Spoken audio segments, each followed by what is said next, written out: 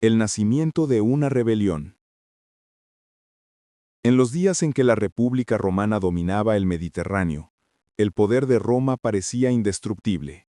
Había conquistado reinos, sometido pueblos y extendido su autoridad desde Hispania hasta Asia. Pero dentro de sus fronteras, bajo la grandeza de sus templos y el esplendor de sus victorias, crecía una sombra, la de los millones de hombres y mujeres reducidos a esclavitud.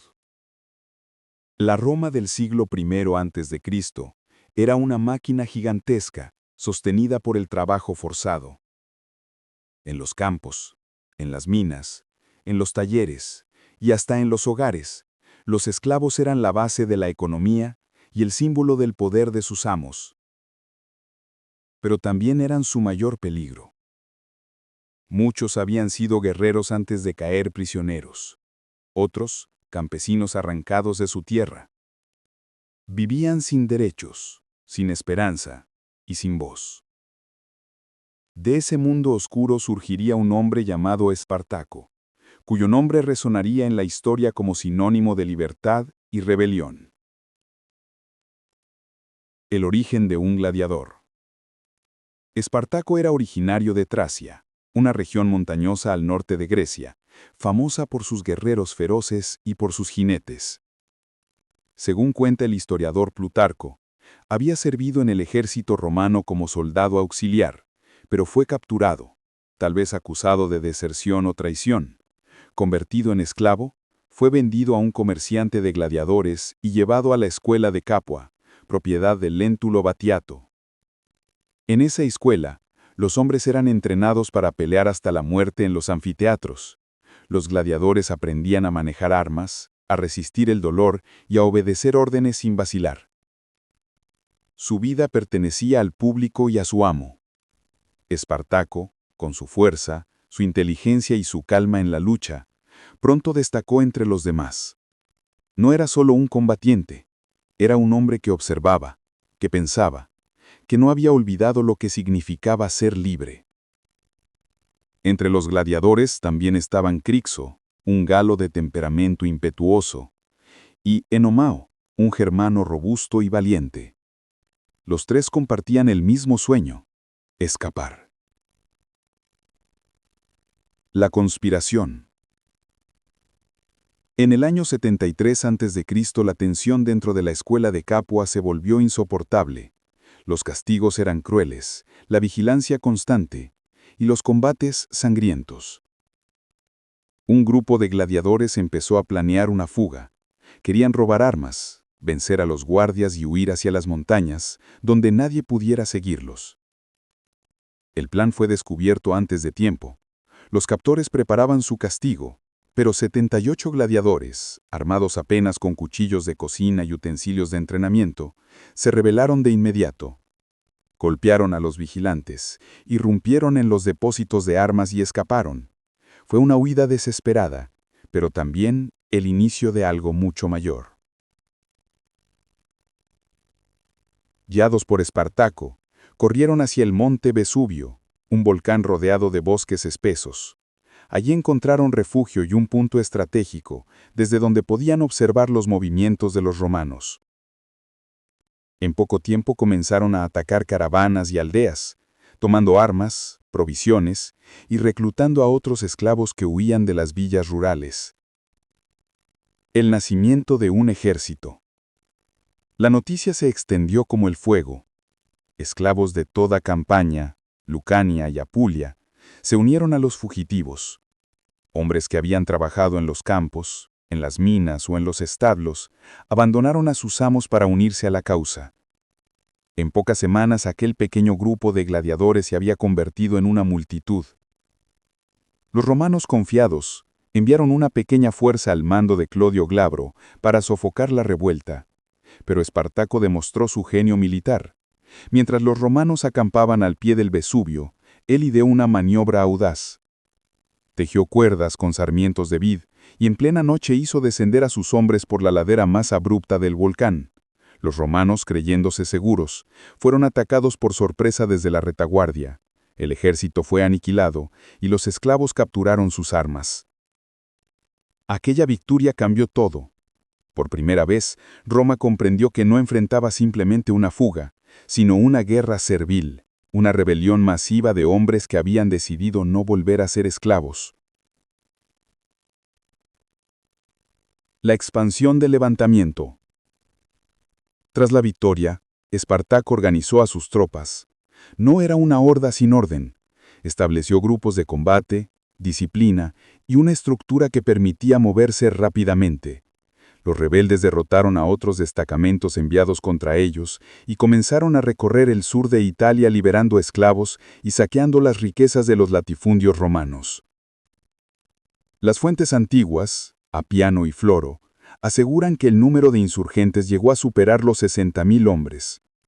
Algunos se unían por deseo de libertad, otros por hambre o venganza.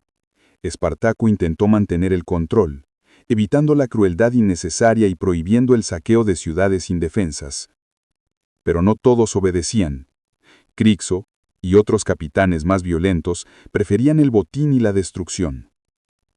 Aún así, el movimiento creció sin freno. Roma había subestimado el peligro, y sus ejércitos improvisados caían uno tras otro. Los nombres de los generales derrotados, Varinio, Cosinio, Glabro, se convirtieron en vergüenza pública. El sueño de la libertad. Espartaco no buscaba destruir Roma. Todo indica que su objetivo era abandonar Italia.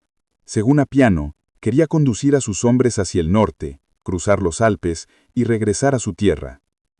Pero los rebeldes no estaban dispuestos a dejar el país donde habían triunfado y saqueado las riquezas de sus amos. El líder tracio, pese a su disciplina, no podía imponer su voluntad sobre decenas de miles de hombres de distintos pueblos y lenguas. Mientras tanto, Roma comenzaba a comprender la magnitud del peligro. La rebelión ya no era un asunto local, sino una amenaza para toda la república. Se preparaban nuevos ejércitos y nuevos comandantes. La guerra apenas comenzaba y el nombre de Espartaco se convertiría pronto en una pesadilla para el Senado. El ascenso de la rebelión. El eco de las primeras victorias de Espartaco se extendió por toda Italia. La noticia de que un grupo de gladiadores había derrotado a un ejército romano recorrió villas, caminos y mercados. Los esclavos, que hasta entonces solo conocían el silencio y el miedo, comenzaron a mirar a sus amos de otra manera. En susurros, en las sombras, se repetía un nombre: Espartaco. Durante los meses siguientes, aquel puñado de fugitivos se transformó en un ejército.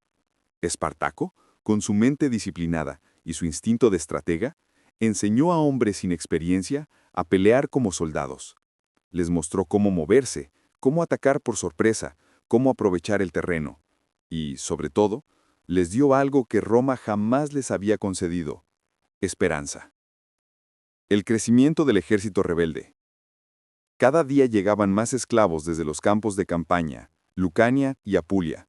Eran campesinos encadenados, mineros, pastores y hasta gladiadores fugitivos. Venían con lo poco que tenían, algunos descalzos, otros heridos, pero todos dispuestos a luchar. Espartaco los recibía con firmeza. Sabía que el desorden podía destruirlos desde dentro, así que impuso disciplina. No era un jefe cruel, pero tampoco débil. Castigaba a los saqueadores, prohibía el maltrato a los prisioneros y exigía respeto entre los suyos. En su campamento, el caos fue reemplazado por organización. Los esclavos aprendieron a formar filas, a construir defensas, a obedecer señales.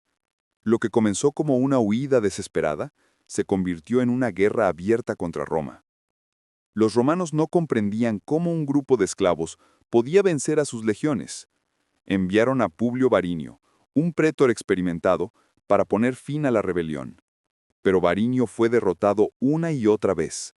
Sus hombres cayeron en emboscadas, sus campamentos fueron arrasados y sus estandartes, símbolos del honor romano, quedaron en manos de Espartaco. Por primera vez, el Senado sintió vergüenza y miedo. Un ejército de pueblos. El ejército rebelde crecía como una tormenta.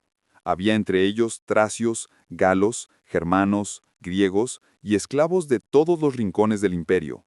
Cada grupo hablaba su lengua, adoraba a sus propios dioses y tenía su manera de pelear. Era un mosaico de culturas unidas por una sola causa, la libertad.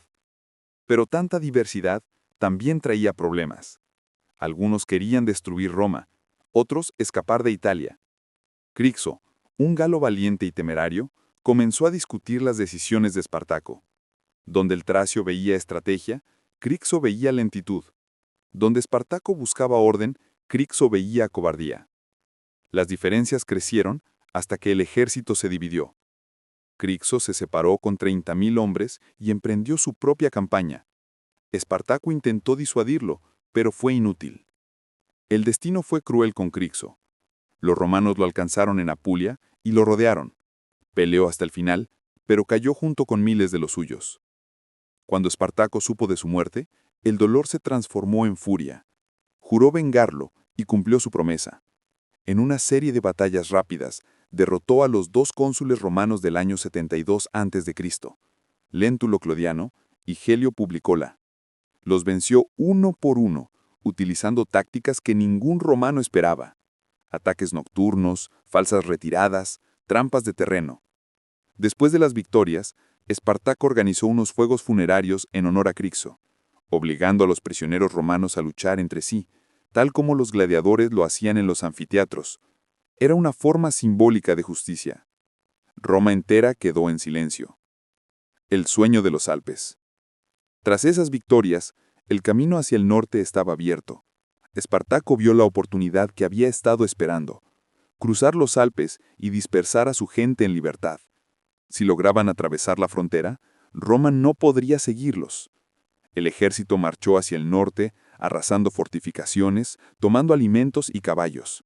Era un mar de hombres en movimiento, seguido por mujeres, niños y animales de carga. Por donde pasaban, las villas quedaban vacías. Pero cuando alcanzaron las estribaciones de los Alpes, algo inesperado ocurrió. Muchos se negaron a seguir. No querían abandonar las riquezas que habían obtenido, ni enfrentar el frío de las montañas. Decían que Roma estaba al alcance de mano, y que podían tomarla. Espartaco intentó convencerlos, pero fue inútil. Su sueño de escapar se desmoronaba, frente a la ambición y la falta de unidad de su propio ejército. Finalmente, con el corazón dividido, ordenó volver al sur. Fue entonces cuando Roma comprendió que la rebelión no se apagaría fácilmente. Craso, el hombre de hierro. El Senado decidió actuar con toda su fuerza. Nombró como comandante supremo a Marco Licinio Craso, uno de los hombres más ricos y despiadados de Roma. Craso no era un héroe, sino un calculador.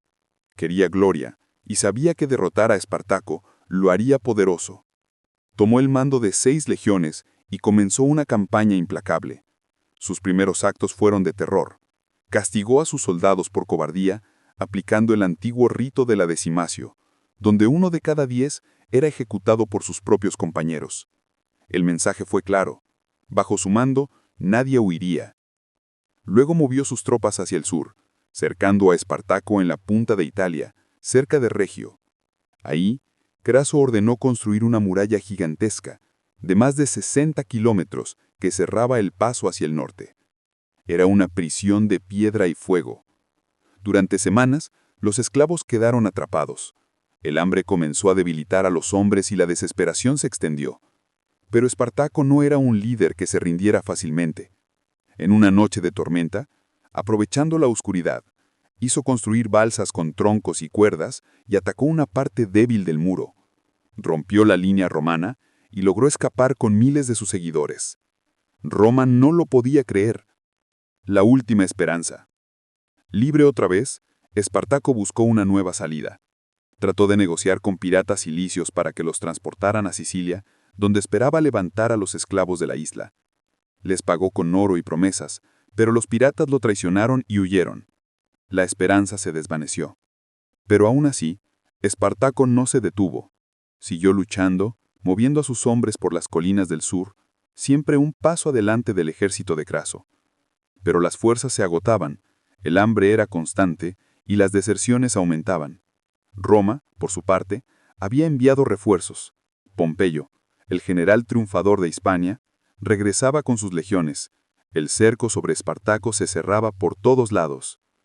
El Tracio lo sabía. Su destino estaba escrito, pero no su derrota. Antes de la última enfrentación, reunió a sus hombres y les habló. Luchamos no por oro ni por venganza, sino por lo que todo hombre merece, su libertad. Si hemos de morir, moriremos como hombres libres, no como esclavos. Y todos lo siguieron. La batalla final estaba por comenzar. El invierno se había marchado, y con la llegada del año 71 a.C., también llegaba el final de la rebelión. Las tierras del sur de Italia estaban en ruinas, los campos habían sido saqueados, las villas destruidas, y los caminos cubiertos por los restos de una guerra que ya duraba casi 3 años. El ejército de Espartaco, cansado y hambriento, se movía con dificultad. Lo que antes fue una fuerza imponente de decenas de miles de hombres, ahora era un grupo reducido que sobrevivía a base de coraje y esperanza. Muchos habían caído en batallas menores, otros habían huido, y algunos habían sido capturados y crucificados por Craso a lo largo de los caminos. Pero Espartaco no se rendía. Sabía que el fin se acercaba, pero quería enfrentarlo en sus propios términos. No huiría, no sería capturado. Si iba a morir, sería con la espada en la mano. El último movimiento. A comienzos del año 71, Espartaco reunió a los suyos por última vez. No quedaban más de 30.000 hombres capaces de luchar. Se encontraban rodeados. Craso les cerraba el paso desde el sur, mientras las tropas de Pompeyo, que regresaban victoriosas de Hispania, avanzaban desde el norte. Espartaco comprendió que ya no había escapatoria. Aún así decidió atacar. Su plan era arriesgado, casi suicida. Romper el cerco de Craso antes de que Pompeyo llegara, abrir una brecha y huir hacia el norte, era su última esperanza de libertad. Durante días, los rebeldes marcharon entre las colinas de Lucania, enfrentando escaramuzas, soportando el frío y el hambre. Cada paso era una batalla. Pero en el corazón del líder tracio aún ardía una llama indomable. Los romanos, al mando de Craso, los alcanzaron en una llanura cercana al río Silaro, en el sur de Italia. Allí, bajo un cielo gris y ventoso, Espartaco reunió a sus hombres por última vez. La última batalla. Antes de comenzar el combate, Espartaco desmontó de su caballo. Lo miró, lo acarició y lo mató con su propia espada. Dijo a sus suyos: «Si ven que me buscan, no dirán que intenté escapar montado. Estaré ahí, entre ustedes, peleando a pie, como un hombre libre». El ejército romano, organizado y numeroso, avanzó en formación cerrada. Las trompetas resonaron entre los valles. Frente a ellos, los esclavos, con sus armas gastadas y su ropa en harapos, respondieron con un grito que hizo temblar la tierra. Era el rugido de miles de hombres que habían sido esclavos, pero que morirían como guerreros.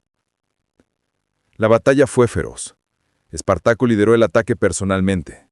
Luchó en primera línea, derribando enemigos con la fuerza de un veterano y la furia de quien no teme a la muerte. Su espada cortaba el aire con precisión. Los romanos caían uno tras otro. En medio del combate, Espartaco vio al estandarte de Craso y se lanzó hacia él, intentando llegar al general. Mató a 2 centuriones y a un tribuno, abriéndose paso entre las filas enemigas. Pero era imposible. Estaba solo, rodeado por una marea de enemigos. Fue entonces cuando una lanza lo alcanzó en el muslo. Cayó de rodillas, pero siguió peleando, apoyado en su escudo. Otro golpe lo hirió en el pecho y aún así se levantó una vez más.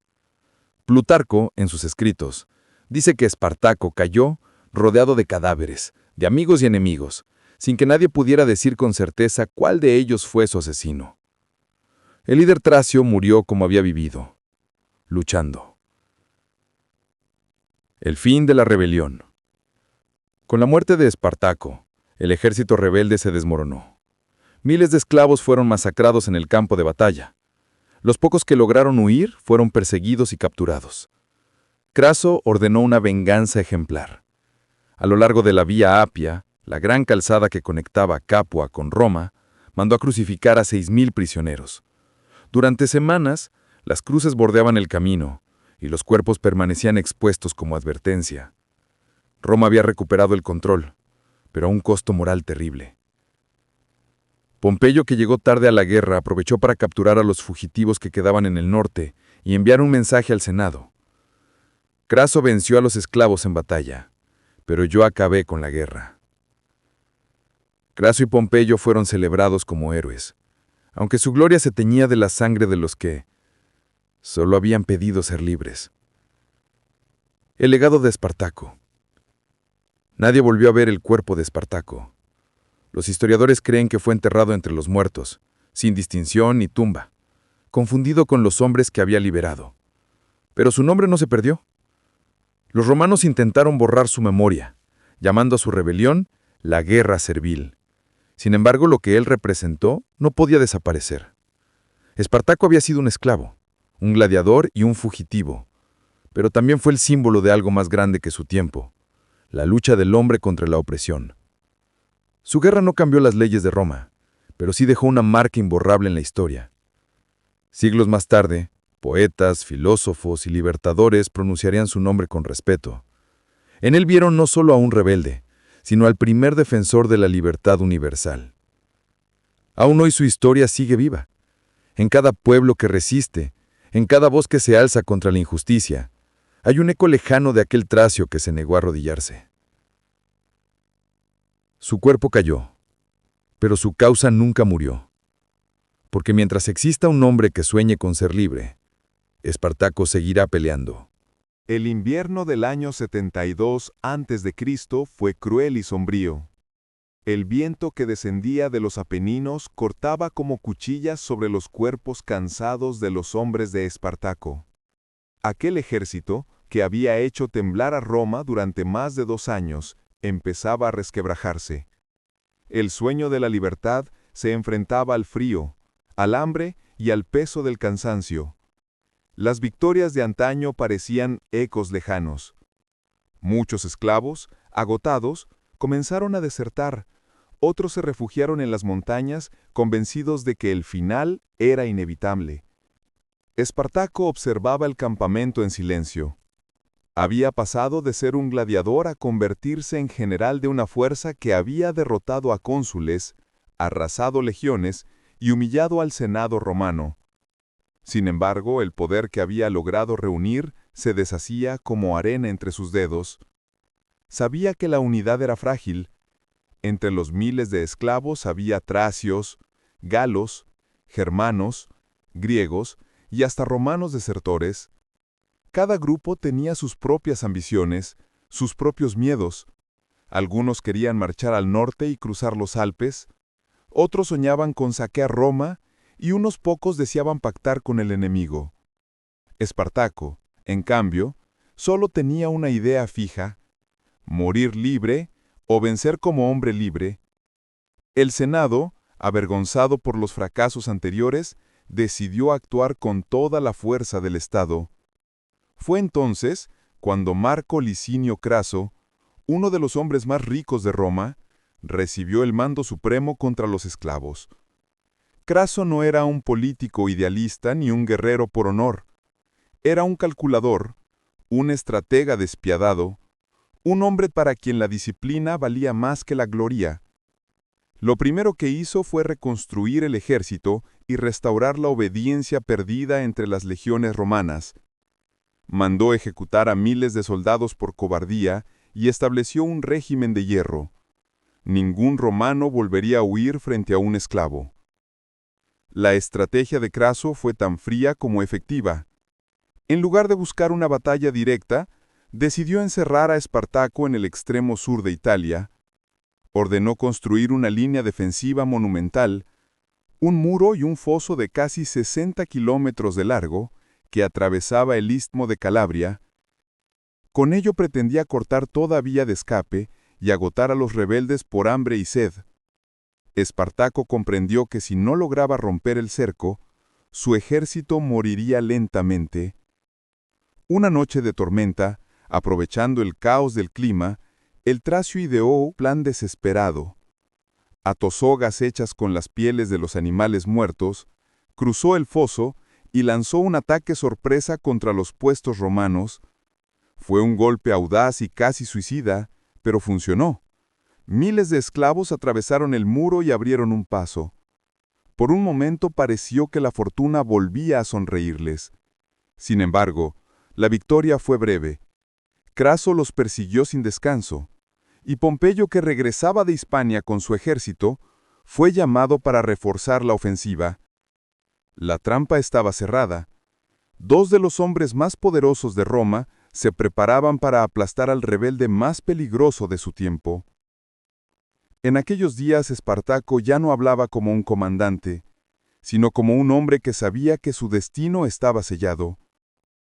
Los relatos de los cronistas cuentan que ofreció la libertad a sus hombres, que los invitó a marcharse si lo deseaban. Dijo: «El que quiera vivir, que se oculte, y el que quiera morir libre, que me siga». Muchos decidieron quedarse. Eran gladiadores, campesinos, pastores, hombres y mujeres que ya no temían a la muerte. Habían conocido el látigo y la humillación, ahora al menos podían elegir cómo morir. La batalla final se libró en los campos de Lucania, al sur de Italia. Craso organizó sus tropas en formación cerrada, con la precisión de un cirujano. Frente a él, Espartaco reunió a sus últimos hombres. No quedaban caballos ni provisiones, apenas unas pocas armas recogidas de los cadáveres enemigos. Algunos llevaban lanzas rotas, otros cuchillos de cocina o simples piedras. Aún así, el tracio se colocó al frente y ordenó formar. Era el amanecer. El cielo cubierto de nubes rojas parecía presagiar la sangre que iba a derramarse. Espartaco desmontó de su caballo y lo mató con su propia espada, diciendo que si vencía tendría muchos caballos enemigos, y si moría, no lo necesitaría. Luego se lanzó al combate. Su carga fue feroz, un rugido colectivo de hombres desesperados que rompieron la primera línea romana. Por un instante, los legionarios vacilaron. El gladiador tracio avanzó entre ellos como una sombra invencible, buscando a Craso, decidido a enfrentarlo cuerpo a cuerpo. Pero el general romano permaneció resguardado tras sus cohortes. Espartaco siguió cortando lanzas y escudos hasta que una lluvia de jabalinas cayó sobre él. Herido, se arrodilló, y aún así siguió luchando hasta que la multitud lo cubrió. Nadie vio exactamente cómo murió. Cuando la batalla terminó, su cuerpo no fue encontrado. La derrota fue total. Miles de esclavos murieron en el campo y unos 6.000 prisioneros fueron capturados. Craso, como un acto de crueldad ejemplar, ordenó crucificarlos a lo largo de la Vía Apia, desde Capua hasta las puertas de Roma. Eso estableció un mensaje final. Así mueren los que se atreven a desafiar al imperio. Roma celebró su victoria, pero en el silencio de los pueblos y las montañas, quedó viva la memoria de aquel hombre. Espartaco no dejó tumbas ni estatuas, pero su nombre se extendió como un fuego entre los oprimidos. Los escritores de siglos posteriores, desde Plutarco hasta Florus, reconstruyeron su historia con respeto y asombro. No lo llamaron criminal, sino enemigo digno. En su derrota, Espartaco había alcanzado una forma de inmortalidad que ni Roma pudo borrar. Los esclavos crucificados en la Vía Apia se convirtieron en un recordatorio permanente de su rebelión. Cada vez que un romano pasaba por aquella calzada, podía ver el resto del miedo que había invadido al Senado, porque aunque Roma venció en el campo de batalla, nunca olvidó que un esclavo había puesto en jaque a la República. Y en los siglos venideros su nombre se transformó en símbolo de libertad, de coraje y de resistencia ante la tiranía. Así terminó la guerra de los esclavos, pero no la historia de Espartaco. Su figura sobrevivió en el arte, en la literatura y en la memoria colectiva. Fue reinterpretado por revolucionarios, poetas y soñadores, desde los gladiadores que seguían luchando en las arenas hasta los hombres libres que siglos después pronunciarían su nombre como bandera de justicia. Espartaco, el tracio, el esclavo, el gladiador, murió sin sepultura, pero con el honor intacto. Su historia, tejida entre la tragedia y la esperanza, quedó grabada en la eternidad como el recordatorio de que ningún poder es absoluto cuando existe alguien dispuesto a resistir. Dicen que, cuando un hombre muere, su historia termina. Pero la historia de Espartaco apenas comenzada. Su cuerpo se perdió entre los campos de batalla y su nombre fue borrado de los monumentos de Roma. Sin embargo, el fuego que encendió no pudo ser apagado. A través de los siglos, su voz siguió resonando como un eco que viajaba por el tiempo, recordándole al mundo que ninguna cadena es eterna. Roma cayó, pero la idea sobrevivió. El imperio romano se derrumbó, como todos los imperios lo hacen. Las ciudades que una vez brillaron bajo el sol se convirtieron en ruinas cubiertas de polvo. Los emperadores pasaron al olvido, pero el nombre de aquel esclavo tracio sobrevivió. Durante siglos, su historia se contó en susurros. Los campesinos oprimidos, los hombres que vivían bajo la sombra del poder, hablaban de él como de un espíritu que se levantaba en tiempos oscuros, porque Espartaco no fue solo un guerrero, fue un símbolo, un recuerdo peligroso para los que reinaban y una esperanza para los que sufrían. El renacer de un símbolo. Pasaron 1000 años. Europa despertó del silencio medieval, y con el Renacimiento volvieron a brillar los nombres olvidados de la antigüedad. Entre ellos, surgió otra vez la figura de Espartaco. Los pensadores de la nueva era lo vieron no como un criminal, sino como un hombre que se atrevió a desafiar la injusticia. Su rebelión empezó a verse no como una amenaza, sino como una lucha por la dignidad humana. En los libros, en los teatros y en las universidades, se empezó a hablar de libertad, de derechos, de igualdad. Y en cada una de esas palabras, sin decirlo, había algo del espíritu del gladiador que una vez se negó a vivir de rodillas. Las revoluciones lo resucitan. Llegó el siglo XVIII, y con él el rugido de las revoluciones. Francia, América, Haití. Los pueblos comenzaron a levantarse contra los reyes, contra los imperios, contra todo aquello que los había mantenido encadenados. Y aunque los revolucionarios hablaban de filosofía, de justicia y de república, detrás de sus gritos había un eco antiguo, el de los hombres que alguna vez siguieron Espartaco a través de Italia, soñando con la libertad. En esos días, su nombre volvió a pronunciarse con orgullo. El esclavo tracio ya no era un enemigo de Roma. Era el primer rebelde, el primer hombre del pueblo que se levantó por su derecho a ser libre. En el siglo XIX, cuando las máquinas comenzaron a dominar las ciudades y los obreros llenaron las fábricas, el nombre de Espartaco resurgió otra vez, esta vez como emblema de la lucha de los trabajadores. Los movimientos socialistas y los defensores de los oprimidos lo adoptaron como símbolo. Ya no era solo un recuerdo del pasado, era un ejemplo vivo. El hombre que había dicho no al poder se convirtió en inspiración para todos los que soñaban con cambiar el mundo. Incluso en Alemania, durante los años más turbulentos del siglo XX, un grupo revolucionario tomó su nombre, la Liga Espartaquista, liderada por Rosa Luxemburgo y Karl Liebknecht. Ellos también murieron por sus ideales, pero al igual que Espartaco, su muerte no apagó su voz. El eco en la cultura moderna. Con el tiempo, su historia cruzó las fronteras del papel. En el siglo XX, el cine le revolvió un rostro y una voz. La película Spartacus, protagonizada por Kirk Douglas, llevó su nombre a millones de personas en todo el mundo. Y en esa escena final, cuando todos los esclavos gritan «Yo soy Espartaco», el mensaje quedó claro. No importa quién seas ni dónde vivas, si te levantas contra la injusticia, tú también llevas dentro el espíritu del hombre libre. Desde entonces su historia ha sido contada una y otra vez, en libros, canciones, murales, discursos, manifestaciones. Espartaco se convirtió en algo más grande que su tiempo, en un símbolo eterno de la lucha contra la opresión. El mensaje eterno. Han pasado más de 2000 años, y aún hoy, su nombre representa lo mismo que representó aquel día en que tomó una espada por primera vez: la libertad. Espartaco no fue un rey, ni un emperador, ni un dios. Fue un hombre común que se negó a aceptar las cadenas del destino. Y esa decisión, tan simple, tan humana, cambió la historia. Su rebelión fue derrotada, sí, pero cada vez que alguien se levanta contra la injusticia, cada vez que un pueblo reclama su derecho a vivir en libertad, Espartaco renace. Porque las espadas pueden romperse, los imperios pueden caer, pero la idea de libertad, esa nunca muere.